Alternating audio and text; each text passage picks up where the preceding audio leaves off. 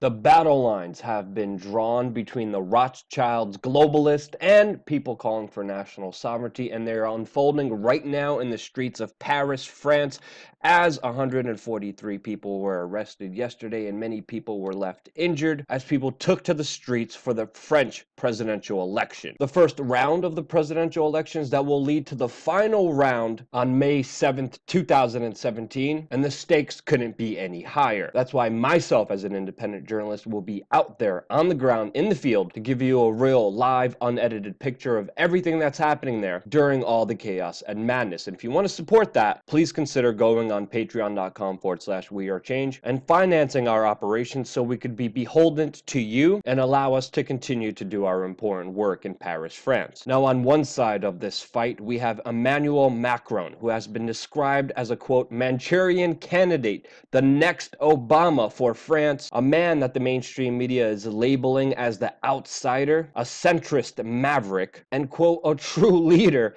ever since the revolution. A man, of course, who is connected with the Rothschilds, who not only admire him, but see him as a protege to their financial dynasty, a supposed outsider that bankers have to have secret fundraisers for, with, quote, discretion in order to finance his presidential bid in France. And in reality, adored by the bankers, globalist, mainstream media, and neoliberals, who cheer on for his, quote, inevitable victory, since, according to mainstream media polls, he is 20% in the lead against his opponent. With support and approval from the old guard, like Merkel and Obama, he is headed against anti-globalist campaigner Marie Le Pen, who on all of the major media publications is labeled the far-right candidate, and as The Guardian so unbiasedly puts it, Le Pen is a far-right Holocaust revisionist, Macron isn't, hard choice. And simply seeing the way that the mainstream media is treating this election, you could clearly see the agenda that they're trying to push forward. Now, Marie Le Pen is a very outspoken presidential candidate whose ideas have sparked reverberations all around the internet. Marie Le Pen was one of the few world leaders to criticize Donald Trump for attacking Syria, stating publicly that the United States should not be the policeman of the world, and reminding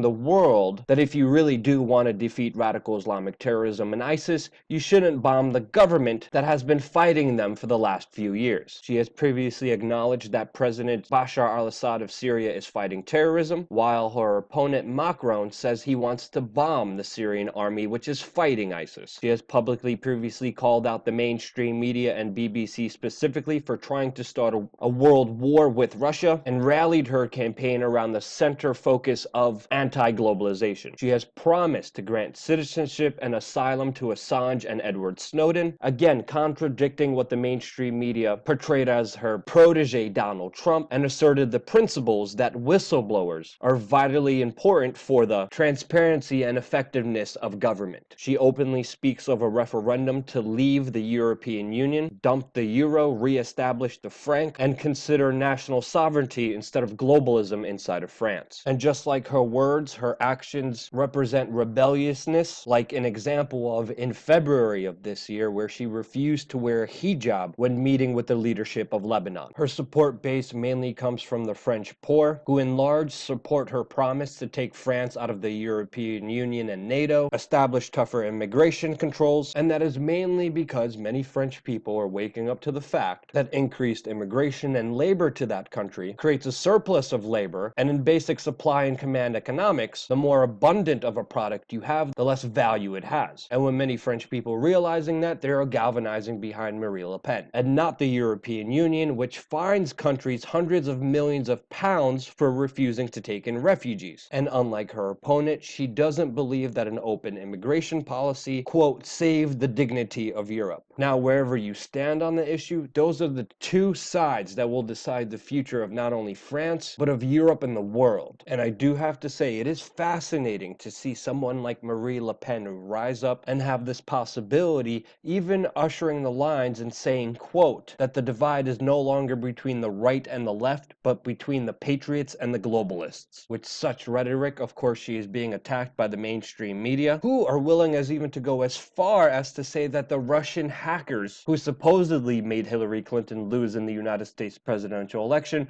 are now going after her opponent, Macron. Now, as a a politician who is still campaigning. It is going to be interesting to see if Marine Le Pen could actually pull this off, if she would actually keep her promises, if she would get elected. Of course, I always lean on the side of skepticism, and I think everyone should, but what do you think of this French election? Who are you rooting for and why? And how do you see things unfolding? Let me know in the comments section below. I'm always looking forward to your feedback and perspective, but regardless of that, the effects of this election will have a huge repercussion. And oh yeah, there's also the strange fact that when Macron was 15, he was with a 40-year-old teacher that had a husband and kids that he was pictured kissing, and then later married and she became his wife. A little weird, but who am I to judge? Anyway, stay tuned, subscribe for more news as it happens, and stay tuned for more on-the-ground coverage inside of Paris. I'm in Berkeley right now covering the Ann Coulter event that will take place tomorrow. So don't forget to stay tuned to this YouTube channel as we're going to be doing live video content on the ground as the news breaks.